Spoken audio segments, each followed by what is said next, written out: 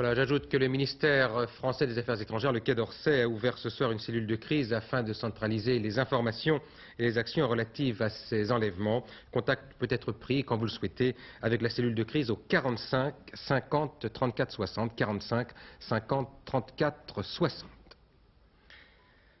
La grande affaire politique de cette fin de semaine, c'est bien sûr l'annulation hier soir par le Conseil constitutionnel de l'amendement Séguin sur l'aménagement du temps de travail, avec déjà une polémique très vive sur le rôle de l'Assemblée des sages. Nous allons y revenir abondamment dans un instant, mais pour comprendre plus précisément de quoi il s'agit, il est intéressant de savoir comment et pourquoi les membres du Conseil ont donc pris leur décision.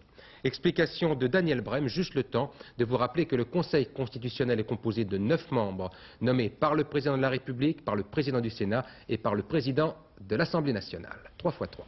En disant non à Philippe Séguin, le Conseil constitutionnel n'ignorait pas qu'il venait de placer une bombe sous les pas du gouvernement.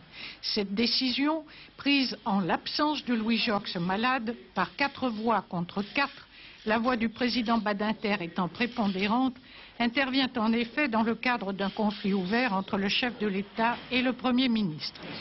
Nous n'avons fait qu'apprécier la régularité de la procédure choisie et penser à la défense des droits du Parlement et de la minorité, affirme-t-on rue Montpensier. Il n'est pas possible d'insérer une loi entière dans une autre sous forme d'amendement. Modifier de nombreux articles du Code du travail, c'est dépasser les limites acceptables dans ce cas de figure. Les conseillers se sont appuyés pour ce verdict sur une jurisprudence établie par leurs soins le 29 décembre dernier, soit 9 jours après le vote de l'amendement controversé, fait remarquer le ministre du Travail. Applaudi par les socialistes, accusé par le RPR et l'UDF de réduire les droits de la majorité, le Conseil n'a pas le droit de répliquer publiquement. Première réaction.